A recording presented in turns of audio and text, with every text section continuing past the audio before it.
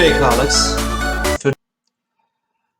On this picture, you can see normal anatomy of the pancreas. It's an organ which localized in the retroperitoneal space. This is borders of the pancreas. Function in the naturalized hymns, digestive enzymes, hormones production. Exocrine function. Present common bile duct here. In pancreas, present pancreatic duct. And pancreas consists from three parts: is the head, body, and tail.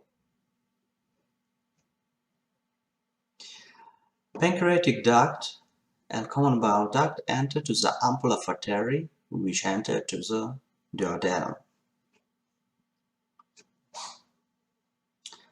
Also, one of the functions in the main, of course, function of the pancreas is the enzyme secretion. This is a microscopic view of pancreatic acini.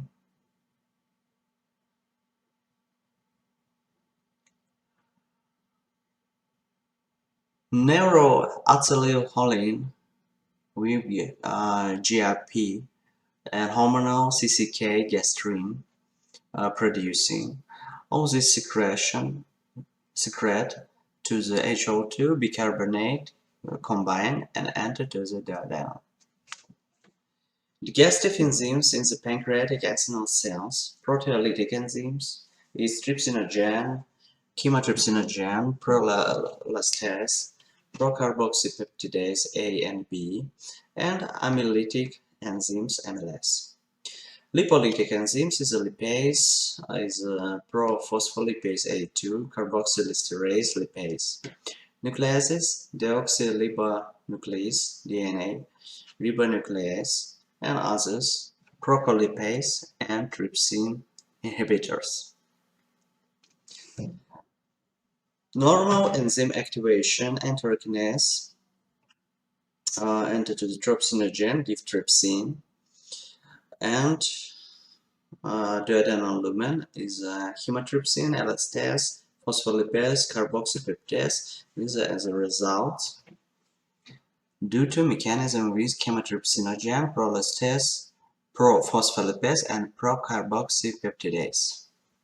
Exocrine stimulation. The more proximal the nutrition infusion, the greater the pancreatic stimulation.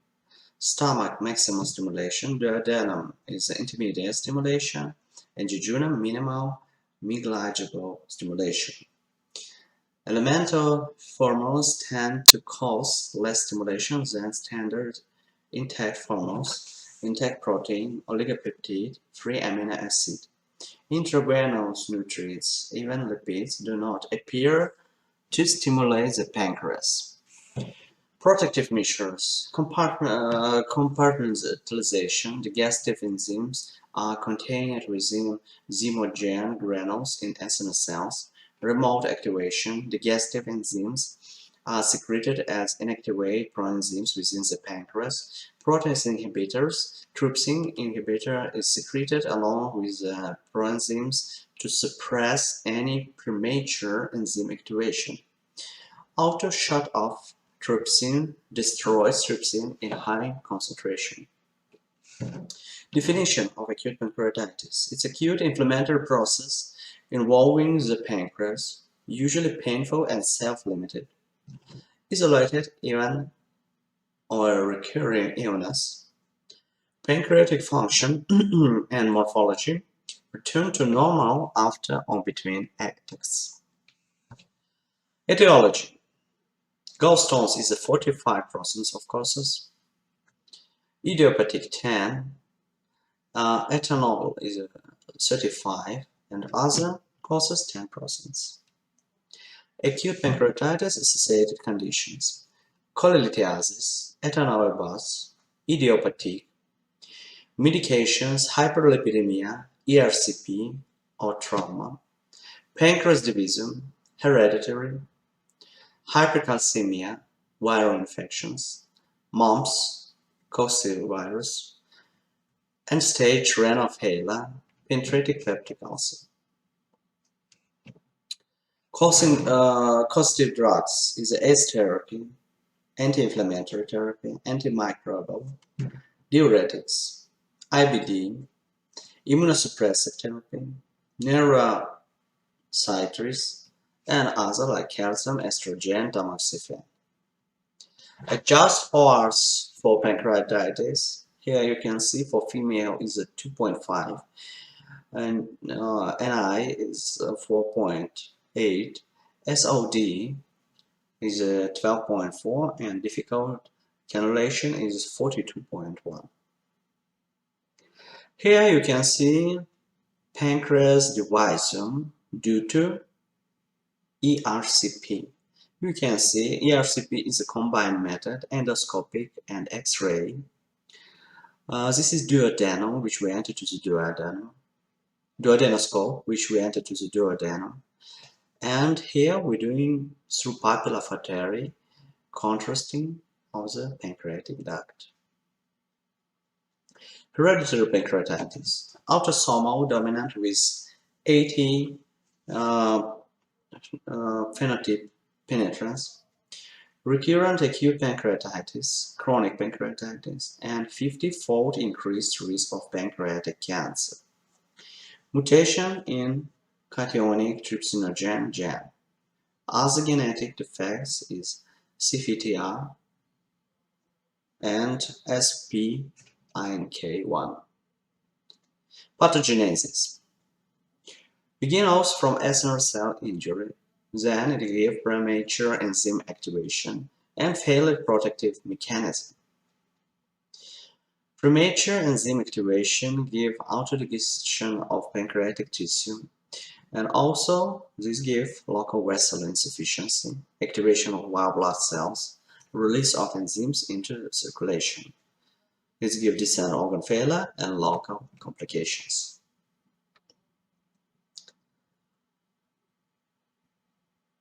Stages. First, 1 and second, going from severity mild to severe. In first stage, the edema inflammation will be pancreatic injury. Second stage, local effects is retroperitoneal edema and ileus. And stage 3, systemic complications, hypertension, shock, metabolic disturbances, sepsis, and organ failure. Clinical presentation. Main is abdominal pain, will be in epigastric region, can radiate to the back, worsen spine position. Also, can present nausea and vomiting, fever. Differential diagnostics we will do with cholelithiasis, perforated ulcer, mesenteric ischemia, intestinal obstruction, and ectopic pregnancy.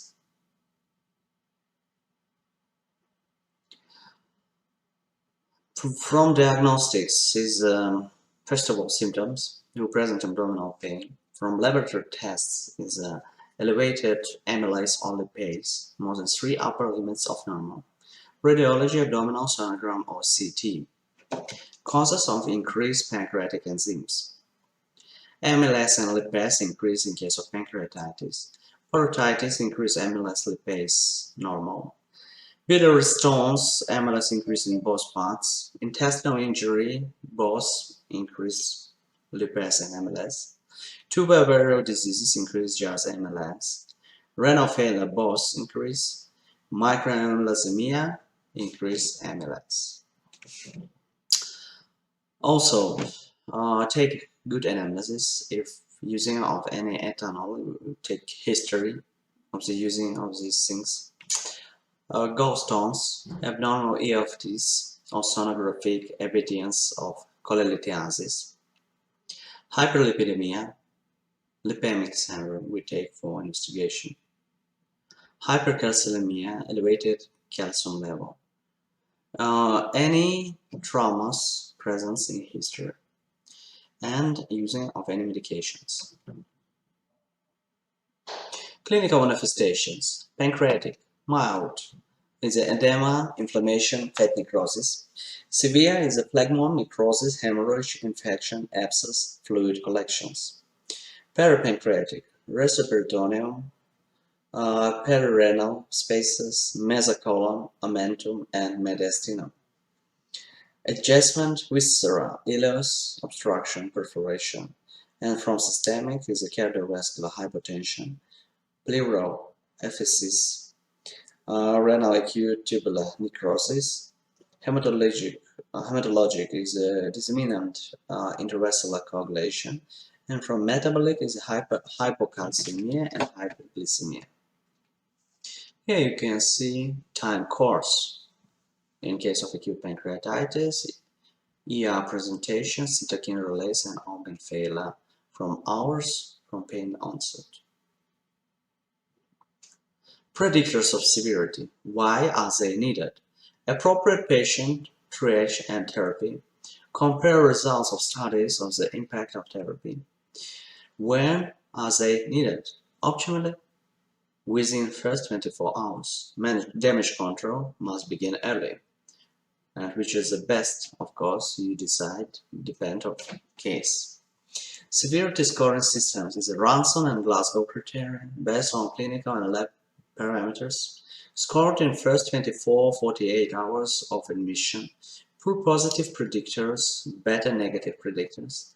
Apache scoring system can yield a score in first 24 hours. Apache 2 suffers from poor positive predictive value. Apache 3 is better at mortality prediction at more than 24 hours. Computed tomography severity index much better diagnostic and predictive tools, optionally useful at 48-96 hours after symptoms onset. Ranson criteria.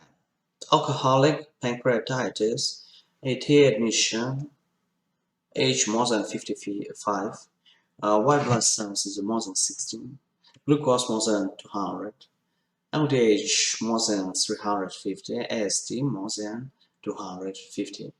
Within 48 hours, a hematocrit drop more than 10, bond more than 5, arterial PO2 is less than 16, base deficit more than 4, serum calcium less than 8, fluid sequestration more than 6L. Glasgow criteria also VBC is more than 50, glucose more than 180, one more than 16, arterial PO2 60 millimeters larger, calcium less than 8, albumin less than 3.2, LDH more than 600, AST and LT more than 200. CT severity index, appearance. Grade can be A, B, C, D, E. A is normal, B enlarged, C inflamed, D, E is a fluid collection 1 and 2. Score is 0, 1, 2, 3, 4. Necrosis score is a 0, 2, 4, and 6. If none, any necrosis is 0. 33, about 33% is score 2. 33, 50% 4. More than 50 is 6. And score for the morbidity and mortality. Score 1, 2 is a 4% morbidity, mortality 0. And 7, 10 is morbidity 92, mortality 17%. Severe acute pancreatitis scoring system, more than 3 Ranson criteria, more than 8 Apache 2 points, more than 5 CT points. Organ failure, shock, pulmonary edema, renal failure. Local complications is a fluid collection, pseudocyst, necrosis, mortality 15% if sterile and 30-35 if infected, and abscesses. Goals of treatment is a limit system injury, support and resuscitation, effective decrease pancreatic secretion, inhibit inflammatory mediators, inhibit circulating trypsin, removing gallstones, prevent necrosis. How we can do it? Of course, with antibiotics. Use imipenem or ciprofloxacin drugs, probably effective in necrotic pancreatitis. Prevents colonic bacterial translocation. removing gallstones variably effective. Treatment of mild pancreatitis, pancreatic rest, supportive care, fluid resuscitation, watch BP and urine output, pain control, nasogastric tube, and H2 blockers or PPIs are usually not helpful. Refeeding, usually 3 to 7 days, bowel sound present, patient is hungry, nearly pain-free, amylase and lipids not very useful here. Treatment of severe pancreatitis, pancreatic rest and supportive care, fluid resuscitation may require 5–10 liters per day, careful pulmonary and renal monitoring in ICU department usually. Maintain hematocrits of 24–30%. Pain control PCA pump. Correct electrolytes derangements, Kali, calcium, and magnesium. Rule out necrosis. Use contrasted CT scan at 48 and 72 hours. Prophylactic antibiotics is present. Surgical debridement if infected. Nutritional support may be NPO for weak and TPN or enteral support. Role of ERCP. ERCP is endoscopic retrograde cholangiopancreatography. So, what is the role of this investigation and procedure? It's first of all gallstone pancreatitis, cholangitis, obstructive jaundice, recurrent acute pancreatitis, structural abnormalities, neoplasm, bile sampling for microlithiasis, sphincterotomy in patient not suitable for cholecystectomy. Nutrition in acute pancreatitis, metabolic stress, catabolism and hypermetabolism seen in 2 from 3 point of patient, part of patient, similar to septic state. Altered substrate metabolism is increased cortisol and catecholamines, increased glucagon to insulin ratio, insulin resistance. Micronutrient alteration, calcium, magnesium, potassium. Systemic changes in acute pancreatitis, hyperdynamic, increased cardiac output, decreased systemic vascular resistance, increased oxygen consumption, hypermetabolism, increased resonant energy expenditure, catabolism, increased proteolysis of skeletal muscle. Reduce oral intake in acute pancreatitis, abdominal pain with food aversion, nausea and vomiting, gastric atony, ileus, partial duodenal obstruction. Factors differentiate mild from severe pancreatitis. From parameters is the admissions, pancreatic necrosis, oral diet within 5 days, morbidity and mortality.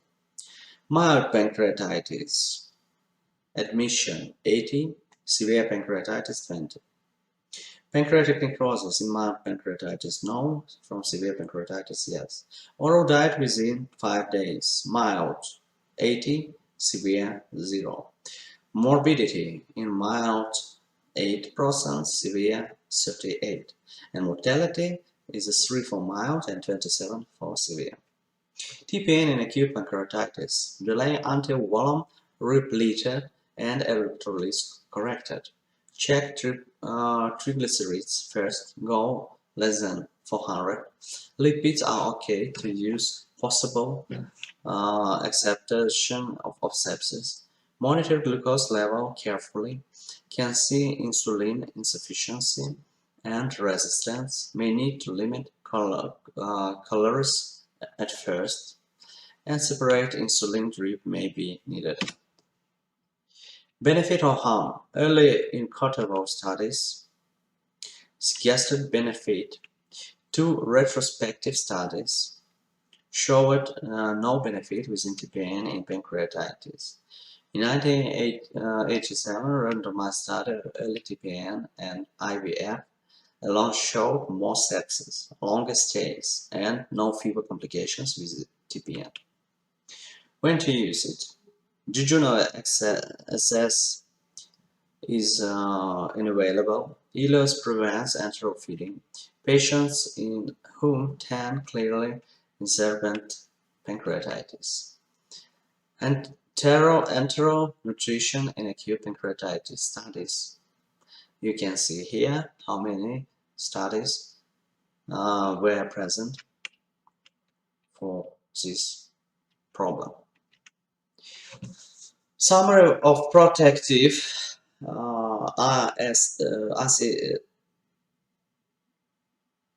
RST, enteral and parenteral nutrition for acute pancreatitis.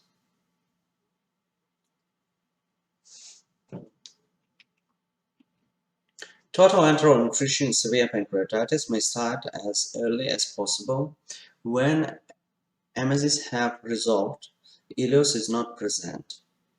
Nasojejunal route preferred over nasoduodenal likely decreased risk of infection complications by reducing transmigration of colony bacteria.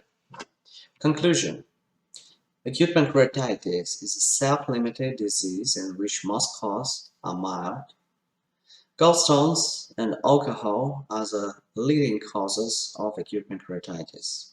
In mild pancreatitis, nutritional support is usually not required. In severe pancreatitis, nutritional support will likely be required with the enteral route preferred over TPN because of both safety and cost. Thank you very much for attention. Good luck.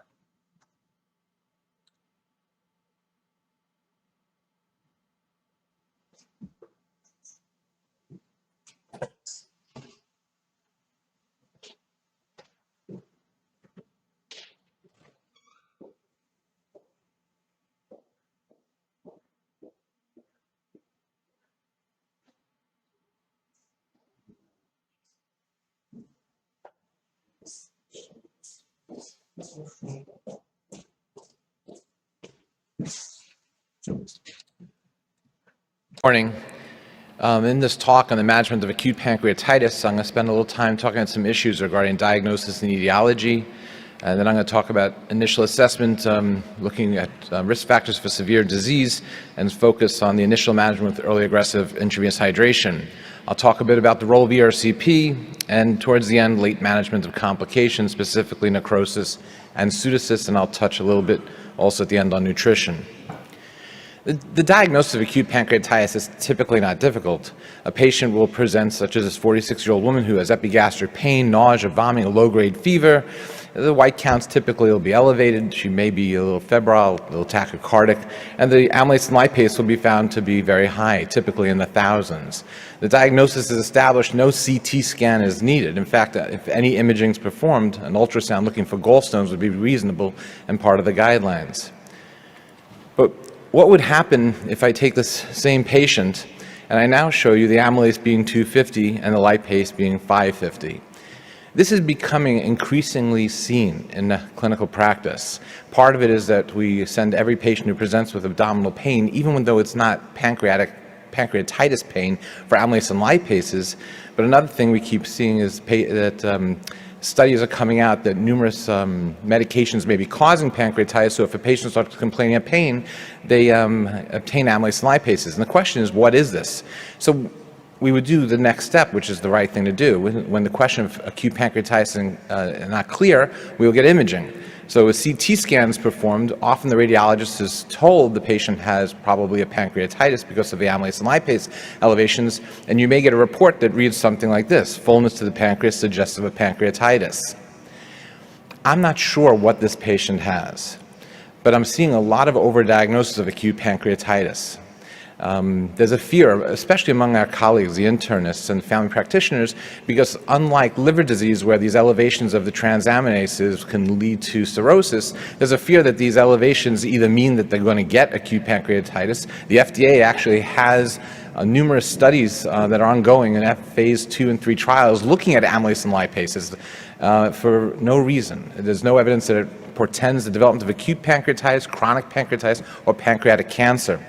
The hard thing to do is just to ignore this. This could be food poisoning, but I wouldn't take out her gallbladder just merely for these results. The diagnosis of acute pancreatitis, the guidelines read it's most often established by the presence of 2 of the 3 criteria. And it's important to recognize that the pain should be consistent with pancreatitis, very severe epigastric pain.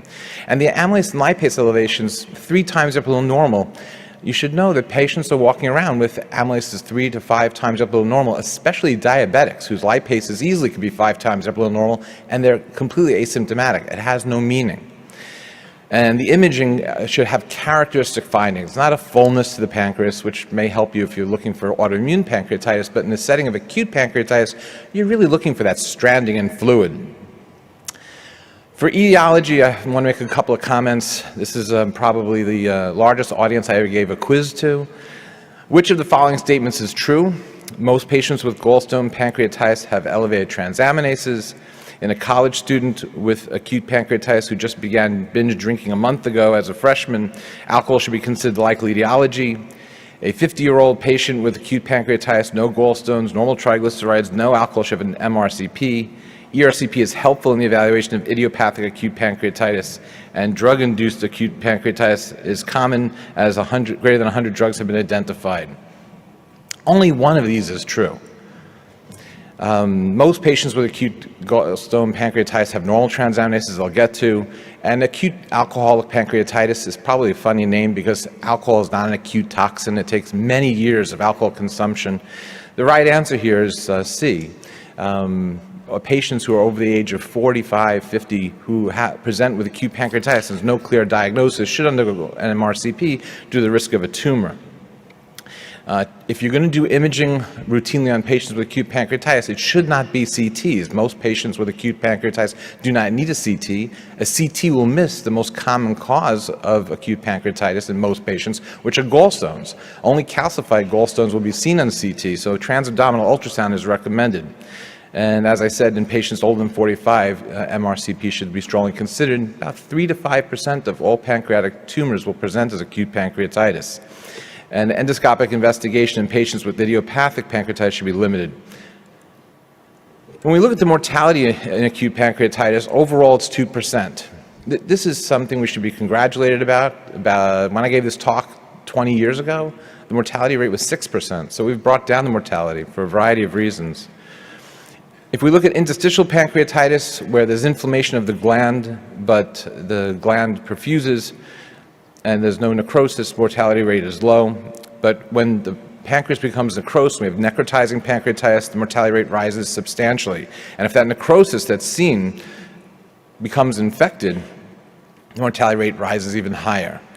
When there's no organ failure, there's no deaths. When organ failure and necrosis are both present, almost a third of patients will die. And we've seen that there's 2 types of organ failure. There's organ failure that's persistent, that lasts more than 48 hours, where the mortality rate's high at 25%. And if we can reverse the organ failure, or the organ failure only lasts less than 48 hours, mortality is quite low. Based partly on this data, there was a revision to the Atlantic criteria for what the definition of severity is. We now see acute pancreatitis having 3 categories. Mild acute pancreatitis are those patients who have no organ failure, no local or systemic complications. We have moderately severe acute pancreatitis where there's organ failure, but it resolves within 48 hours, and also local and systemic complications, such as pancreatic necrosis. We reserve severe acute pancreatitis to those patients who have persistent organ failure. Now, classification of severity, which is defined by the Atlanta Symposium, is different than predicting severity, which is actually clinically something that's more important to us. When the patient presents with mild disease, are they going to progress to severe disease? Should we be more intensive with the patient? We've all had the experience of having a patient come through the front door who looks like they're having a mild case of acute pancreatitis, and 6 to 12 hours later they start to crash. So the question comes, is it possible to predict severity early in the course of acute pancreatitis? And the answer is no. It does not matter which scoring system you use. The answer is no. You need to watch the patients closely. There are risk factors that you should consider when you first see the patient for developing severe disease. And when you see these risk factors, especially when there are several in combination, you should worry about these patients, such as a patient over the age of 55 with comorbid disease. Etiology, just consider cholangitis. In a patient with gallstone pancreatitis, you don't want to miss the diagnosis of biliary sepsis, which, as I'll get to, needs to be treated early. elevated BMI, initial ongoing fluid status such as the BUN, creatinine, and hematocrit, the systemic inflammatory response syndrome, which if you see 2 of these, and it's easy to satisfy this systemic inflammatory response syndrome if you just have a fever or an elevated white blood cell count and you're tachycardic, you satisfy the criteria. Organ dysfunction on admission, and findings on chest x-ray, pleural effusions and infiltrates. If you're going to look at one laboratory test that can help guide you both on predicting severity and guiding how you're managing the patients, it's the BUN. This is from a study performed by Beecham Wu, which showed that the admission BUN, and also if it starts to rise, was higher in non-survivors. And that's why the guidelines for treatment to the goal of aggressive hydration should be to decrease the blood urea nitrogen from admission onward for the first 24 to 48 hours. What this is looking at, why do we use BUN? It's a marker of perfusion of the kidneys, but for us, it's also our marker of perfusion for the pancreas. Regardless of the etiology, when you have acute pancreatitis, there's extravasation of fluid into the peritoneum and retroperitoneum. This results in decreased intravascular volume, and the hematocrit rises, hemoconcentration, and the kidneys have trouble getting perfused. Liters of fluid are pouring out of the intravascular space, and as the BUN rises, this is a marker for poor pancreatic perfusion. Unfortunately, the poor pancreatic perfusion then leads to more necrosis. And as you get more necrosis, you get more of the toxic metabolites that are being released, like trypsin that activates the kinagen system, or phospholipase A2, which digests the surfactant in the lung, elastase, which allows bacterial translocation from the colon. The only way to halt this cycle is with fluids. The most effective treatment in acute pancreatitis is not sexy. It's not an anti-TNF, it's not a direct-acting antagonist, it's simple salt water, lactated ringers. There have been a flurry of studies over the last decade questioning whether or not early aggressive intravenous hydration is effective. The problem with the studies that have said that this may be harmful are twofold. One is the studies sometimes compared severe patients to severe patients. That's not the purpose. Anytime a study shows aggressive hydration in severe patients compared to other severe patients, that's not the point. The point are patients with mild disease and preventing them from progressing to those with severe disease, with organ failure and necrosis. And the other issue is timing. I don't care how much fluid you gave to somebody at 48 hours. And there's so many studies out there that discuss how much was given at 48 hours. This is going back almost a decade ago, Gardner's study that showed that you can decrease mortality, but it's fluids that's given in the first 24 hours. This past year, there have been 2 more studies that provide more evidence to this. Singh published a multi-center retrospective study, looked at 1,000 patients. Final analysis had 269 patients. Early aggressive intravenous hydration defined by the amount of fluid given in the first 4 hours in the emergency room. When compared the non-aggressive fluid group, the moderate group was associated with lower rates of local complications, and early moderate or aggressive hydration was associated with lower mortality. And just a couple of months ago in the American Journal of Gastroenterology, Buxbaum published a randomized trial with 60 patients with mild acute pancreatitis that had no organ failure, no systemic inflammatory response syndrome, and randomized within 4 hours of getting different boluses. He found that the aggressive hydration resulted in less systemic inflammatory response syndrome and improved faster. The questions come up, lactated ringers versus normal saline. Well, both are isotonic and crystalloid. Lactated ringers has a lot of theoretical benefits. The basic science people can give you about 10 different reasons why lactated ringers would be preferred, mostly relating to pH and stabilizing the acinar cells and decreasing the activation of trypsinogen. But there are clinical trial evidence that lactated ringers is more effective in preventing the systemic inflammatory response syndrome, which is indirect evidence that we have a decrease in organ failure. So the guidelines for American College of Gastroenterology are aggressive hydration defined as 250 to 500 cc's per hour of isotonic crystalloid solution should be provided to all patients. And of course, you got to look at their underlying cardiovascular and renal comorbidities. Early aggressive hydration is probably most effective in the first 24 hours and not beyond. And I'll go further and say it's probably the first 6 to 12 hours. The goal of aggressive hydration should be to decrease that BUN. And lactated ringers is the preferred solution. Switching topics to ERCP, when is early ERCP indicating acute pancreatitis? Well, the first question, is it gallstone pancreatitis? It's the most common cause. LFTs are normal in most patients. However, if the transaminases are greater than 3 times upper normal, there's a 95% positive predictability.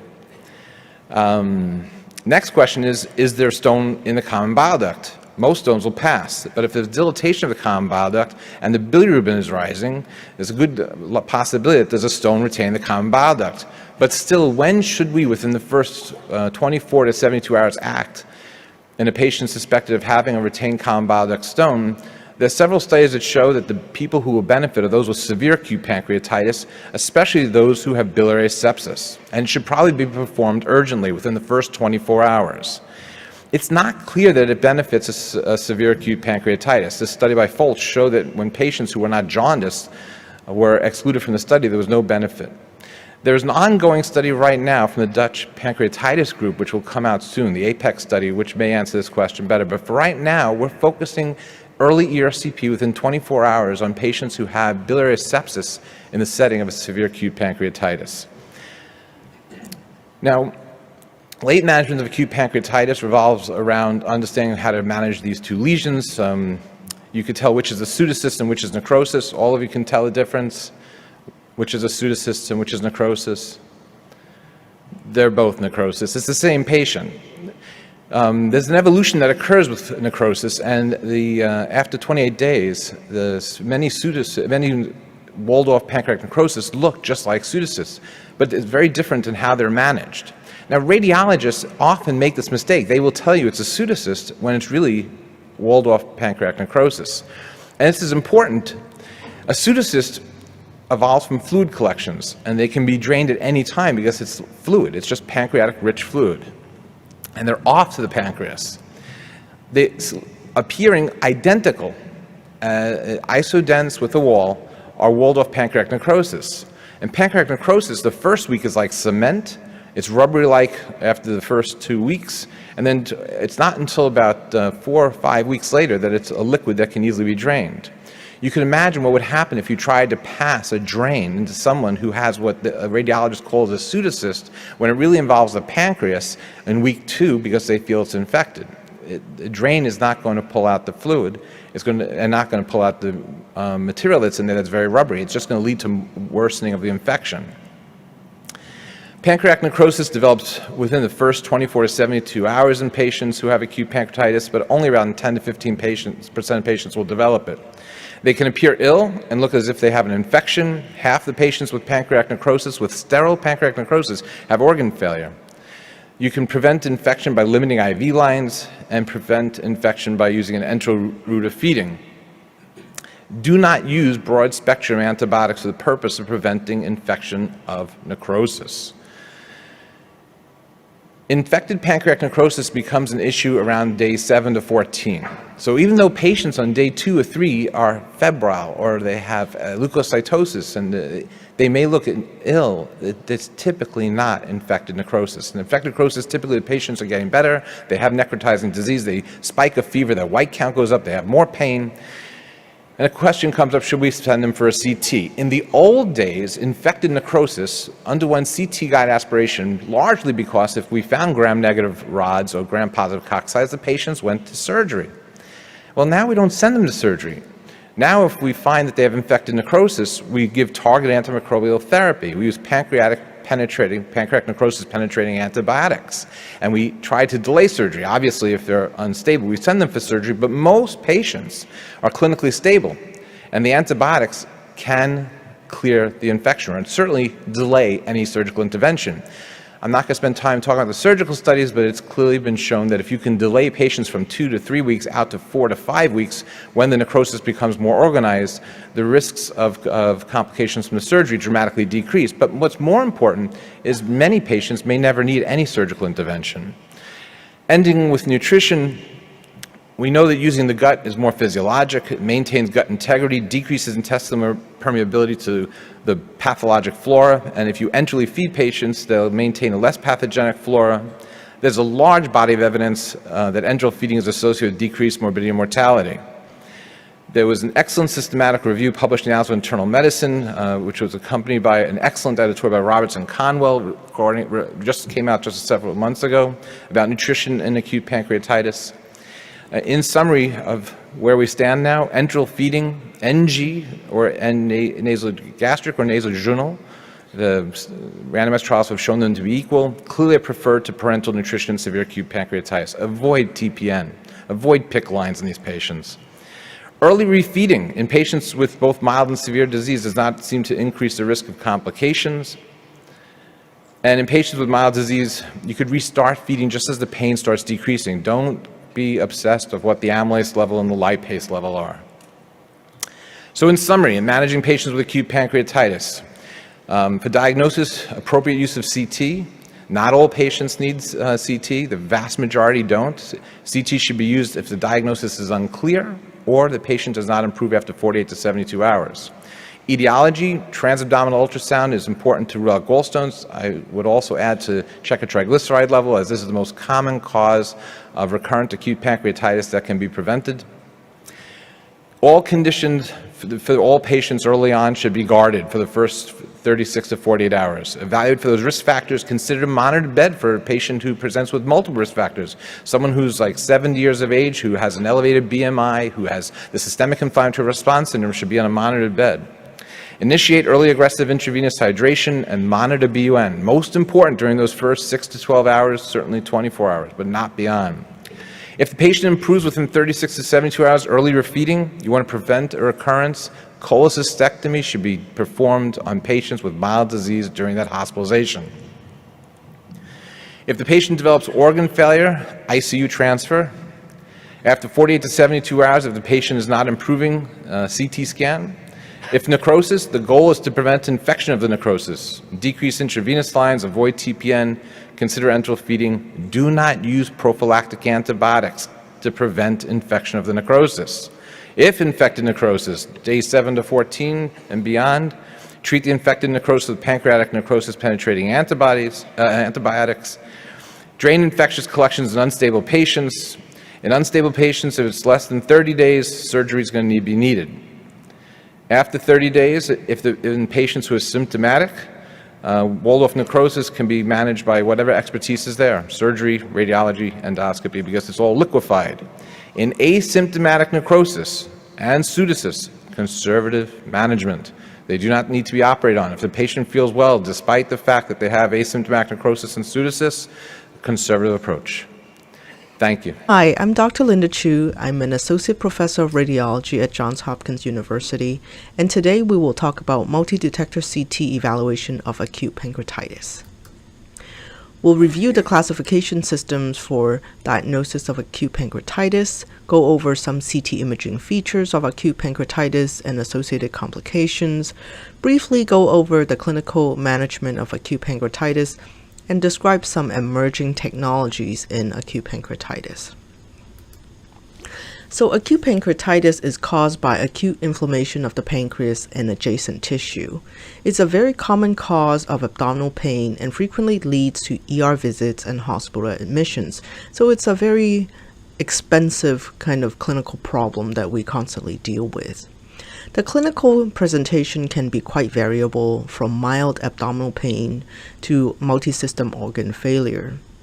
Some of the more common etiologies that we encounter include alcohol and gallstones, and the less common etiologies that we sometimes see include drug reaction, hypertriglyceridemia, underlying neoplasm. It could also be iatrogenic due to a ERCP or idiopathic. Acute pancreatitis can be divided into an early phase or late phase. The early phase refers to symptoms within the first week, and it's due to systemic disturbances from host responses to local pancreatic injury. It's basically a systemic inflammation. And the severity of pancreatitis is classified based on the presence or absence of organ failure. In patients who have either moderately severe or severe acute pancreatitis, they will go on to develop a late phase of acute pancreatitis that may last from weeks to months. And this is due to persistence of systemic signs of inflammation or presence of local complications, and as I said before, only occurs in patients with moderately severe or severe acute pancreatitis, because patients with mild acute pancreatitis, their symptoms would be expected to resolve within the first week or so.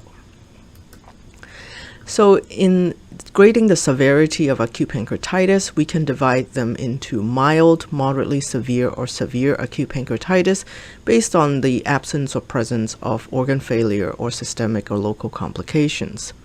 In mild acute pancreatitis, the patients should not develop any organ failure. There should be no local or systemic complications. In patients with moderately severe acute pancreatitis, they may experience transient organ failure that will resolve within 48 hours, and they may develop local or systemic complications without persistent organ failure. In patients with severe acute pancreatitis, they develop persistent organ failure lasting more than 48 hours, and there is a very high associated mortality of up to 50%. Previously, people used a lot of different terminology for description of acute pancreatitis, and in 2012, with the revised Atlanta classification, they standardized how we use terms to describe acute pancreatitis. It requires two of the following three features: abdominal pain consistent with acute pancreatitis, serum lipase more than 3 times upper limit of normal, or characteristic findings of acute pancreatitis. When you look at these features, you only need 2 out of 3 to fulfill a clinical diagnosis of acute pancreatitis. So imaging is not strictly required for the diagnosis of acute pancreatitis, but it can provide essential information in assessing disease severity and associated complications. And last year, in late 2019, a whole host of papers came out both from the ACR and in abdominal radiology about the topic of acute pancreatitis. ACR published the appropriateness criteria for acute pancreatitis, and they listed 6 different scenarios, and as usual, they listed different imaging modalities and whether or not they are appropriate or not appropriate for evaluation. And in the next few slides, I will show you the ratings for CT. So generally, CT abdomen pelvis with intravenous contrast is rated very highly in the ACR appropriateness criteria. In most scenarios, it is rated as usually appropriate. The only scenario that they downgraded a bit to just maybe appropriate is the scenario with epigastric pain and increased amylase and lipase less than 48 to 72 hours after symptom onset. And this is because in this clinical scenario, the patients are presenting with pretty classic presentation of acute pancreatitis, and you don't really need imaging for the diagnosis. And this early on, you may also underestimate the degree of, say, pancreatic necrosis or associated complications. That's why it's rated less highly in this kind of classic scenario. For CT abdomen pelvis without contrast, the rating is not quite as good compared to CT with contrast. As we all know, IV contrast is very helpful for differentiating interstitial edematous pancreatitis from necrotizing pancreatitis, also very helpful in detection of fluid collections and vascular complications, so that's why CT without contrast is rated less highly. And CT abdomen pelvis with and without contrast is rated even less highly compared to without, mostly due to radiation concerns. And as I mentioned, in abdominal radiology, there were also a whole bunch of articles on the topic of acute pancreatitis. And they also describe in what clinical scenario should you image and when you should not image. So in that article, they said that if it's the first presentation of acute pancreatitis and the cause is uncertain, ultrasound is recommended to look for any gallbladder pathology, gallstones that may be the culprit for acute pancreatitis. CT with contrast is recommended in the acute setting in patients with equivocal clinical presentation. They may have some vague abdominal pain, the labs may not be all that elevated, so in that setting it's recommended to differentiate pancreatitis from other causes of abdominal pain. And obviously, if there is deterioration of patient's condition, CT is recommended to look for any superimposed complications. So if patients have persistent symptoms after 7 or 21 days after onset, CT is recommended to assess disease severity and to guide clinical management. And if patients have clinical suspicion for biliary pancreatitis, ERCP is recommended within the first 24 hours so that it can be both used for diagnosis and to also relieve the biliary obstruction. In that article, they also talked about when not to image. So similar to the ACR appropriateness criteria, if patients come in with classic presentation with typical clinical symptoms, unequivocal elevation of amylase and lipase, CT is generally not recommended in the acute setting. And again, this is because scanning the patients this early may underestimate the severity of disease. Routine CT for initial assessment should not be performed, and the vast majority of complications can be suspected by clinical and biochemical assessment. And just to show you a few classic examples of pancreatitis, so here is a case of gallstone pancreatitis. You can see the typical edematous appearance of the pancreas with some peripancreatic soft tissue stranding. If you look really hard in the common bile duct, it looks a little bit dilated, and there may be some subtle filling defect within the distal common bile duct. And if you window it, then you can really bring out the filling defects. And this was confirmed on MRCP, that you can see multiple filling defects within the distal common bile duct. This is a case of ERCP-induced pancreatitis, in which you can again see the peripancreatic soft tissue stranding, free fluid all around, and then you also see contrast from ERCP within the gallbladder and also free air within the abdomen. And coming back to the revised Atlanta classification for acute pancreatitis, basically they differentiate pancreatitis into interstitial edematous pancreatitis and necrotizing pancreatitis based on the absence or presence of tissue necrosis. And within interstitial edematous pancreatitis, in patients who have fluid collections, if those collections are within the first 4 weeks of symptom onset, they are called acute peripancreatic fluid collection, and if they persist beyond 4 weeks, they are pancreatic pseudocysts. And in patients who have necrotizing pancreatitis, and if they have fluid collections within 4 weeks of symptom onset, they are considered acute necrotic collection, whereas fluid collections that persist beyond 4 weeks are called walled-off necrosis. So first, let's talk about interstitial edematous pancreatitis. So this refers to acute inflammation of pancreatic parenchyma and peripancreatic tissue, and there is no tissue necrosis associated with it. So on imaging, we expect to see diffuse or focal enlargement of the pancreas, relatively homogeneous contrast enhancement, and we'll see some peripancreatic soft tissue stranding and or fluid. So this is a very classic example of interstitial edematous pancreatitis, in which you have this very edematous appearance of the pancreas and all that peripancreatic soft tissue stranding and free fluid. And notice that the whole pancreas enhances very homogeneously throughout. And this is another example. Similar to the previous example, we see the diffuse edematous enlargement of the pancreas with peripancreatic soft tissue stranding and fluid, homogeneous enhancement throughout. And this person underwent a follow-up CT 2 days later, and you can see that there's more fluid all around. There's more third spacing of fluid, more free fluid within the abdomen as well. But then the pancreas is still enhancing very homogeneously. And sometimes these cases of pancreatitis may be a little bit more subtle, as in this case, all you see is a little bit of peripancreatic soft tissue stranding and not much else. Not much fluid or fluid collections around the pancreas.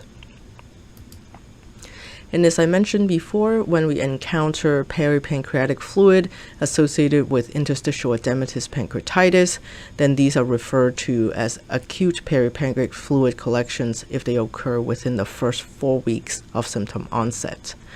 We expect to see homogeneous fluid collection with fluid density. because it's so early on, we don't expect to see a definable wall. And we should not expect to see any intrapancreatic extension, because the presence of intrapancreatic extension would signal that there's tissue necrosis, and that would be classified as necrotizing pancreatitis. So here are some examples of acute peripancreatic fluid collection. This is a patient coming in with pancreatitis. At the baseline exam, you see very ill-defined peripancreatic fluid, and as time goes on, at the 2-week mark and the 4-week mark, the fluid collection become more and more defined. But still, when you look at the internal component, it still looks very simple. There's no soft tissue component. It looks like simple fluid. And when these fluid collections persist beyond 4 weeks, they would gradually develop and become more loculated and encapsulated with well-defined wall. Then they are referred to as pancreatic pseudocysts. So these are well-circumscribed fluid collections with defined wall, but again, we should expect to see homogeneous fluid density without any non-liquid or solid component. This is an example of a patient who had pancreatitis 3 years ago and who still has this persistent fluid collection adjacent to the tail of pancreas with a pancreatic pseudocyst. This is a similar example of a patient who had multiple episodes of acute pancreatitis, and again, you have this persistent peripancreatic fluid collection that's not going away, and that is a pancreatic pseudocyst. In 5 to 10% of cases of acute pancreatitis, patients will develop tissue necrosis within the pancreas, and that is referred to as necrotizing pancreatitis. The necrosis can involve either the pancreatic parenchyma, the peripancreatic soft tissue, or both. The most common type involves both the pancreatic and the peripancreatic tissues. Necrotizing pancreatitis, with all that inflammation, it impairs the pancreatic perfusion, and these signs of pancreatic and peripancreatic necrosis can evolve over several days. And that's the reason that the early CT may underestimate the eventual extent of necrosis. We identify necrotizing pancreatitis based on non-enhancement of the pancreatic parenchyma and or non-enhancing heterogeneous peripancreatic collection. This is a classic case of necrotizing pancreatitis, in which you can see, again, very edematous appearance of the pancreas, but as opposed to the interstitial edematous pancreatitis cases that I have shown previously, in this example, you see that the pancreatic head and the proximal body is poorly enhancing relative to the pancreatic tail. And again, you see the ill-defined peripancreatic soft tissue stranding and fluid. And on this lower slide, again, you see similar findings that the portions of the pancreas are just not enhancing. This patient underwent follow-up MRI 3 days later. Again, we see similar findings. We have abnormal T2 signal within the portion of the involved pancreas. On the venous phase images, we see very poor enhancement, which we can confirm on subtraction images that that area of the pancreas is truly not enhancing. How about this example? So it's a non-contrast CT, patient coming in with abdominal pain and elevated lipase. Do you think it's a case of interstitial edematous pancreatitis, or is it necrotizing pancreatitis? So the answer is that it's a case of necrotizing pancreatitis, and honestly, it is very difficult to tell on non-contrast exam, and that is why we really need contrast to distinguish between interstitial edematous pancreatitis and necrotizing pancreatitis. So in this example here, again, you see that the pancreatic head and the proximal body is enhancing normally, but portions of the pancreatic tail is just not enhancing, and you have very heterogeneous collection within the peripancreatic soft tissues. How about this example? Do you think it is interstitial edematous pancreatitis or necrotizing pancreatitis? This time I actually gave you contrast, but patient is coming in on the first day. All right, so the answer is this is also a case of necrotizing pancreatitis. So at the baseline exam, people may argue, is this pancreas enhancing normally or not? I think it's fairly normal enhancement that I can't complain too much about it. But then when you look at follow-up exam on the 3 days and 5 days later, clearly this portion of the pancreatic body and neck are just not enhancing normally. And this is a case of necrotizing pancreatitis.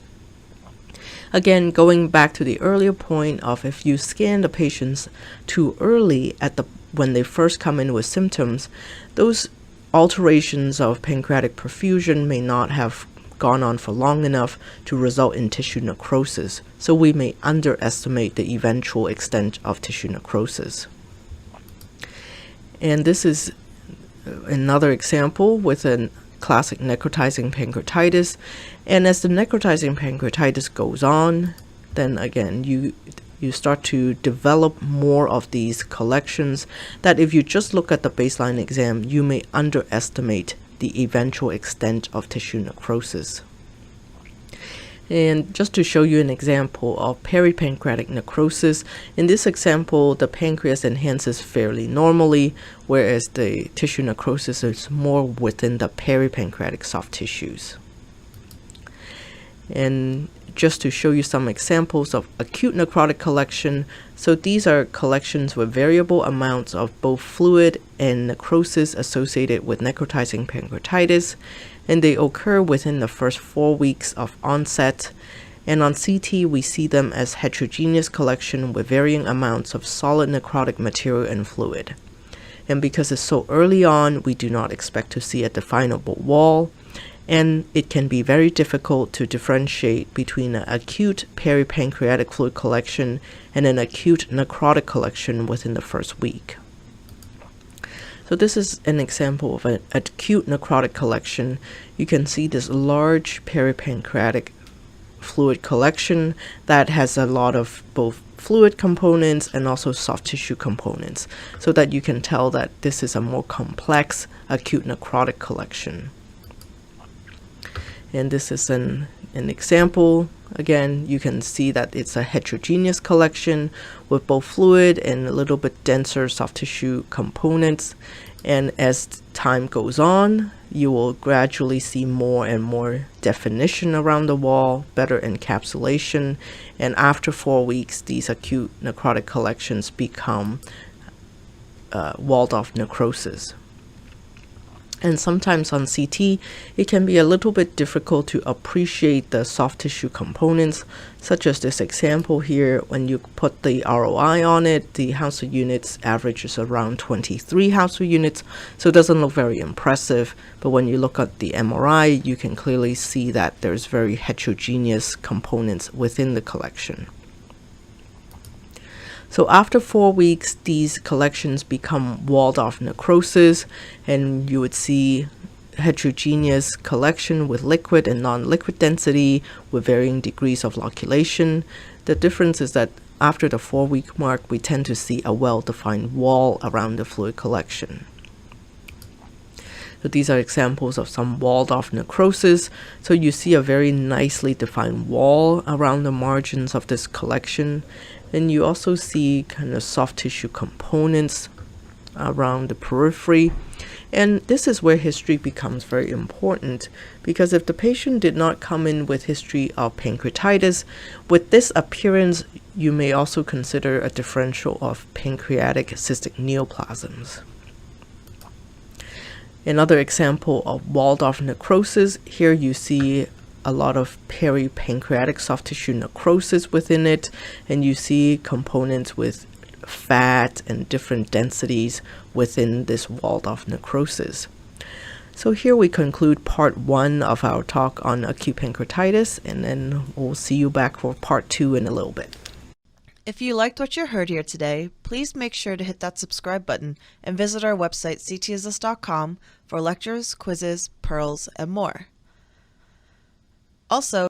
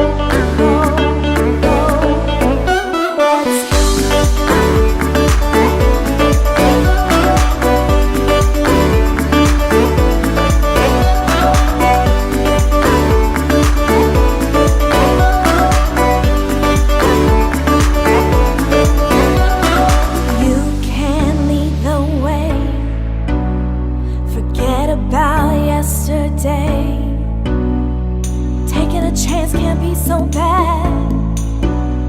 The stars will play our hand. You know that I want anywhere that has you. You know I can't go without you. You know that I love a world with you. So let's go, go, go, go. Oh, go, go, go. Let's go, go, go, go. Let's go, go, go, go. Let's go, go, go.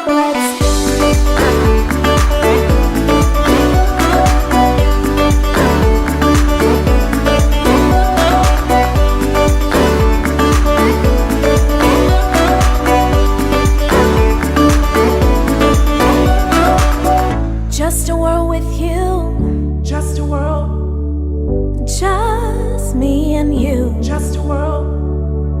Just a world with you. Just a world. Just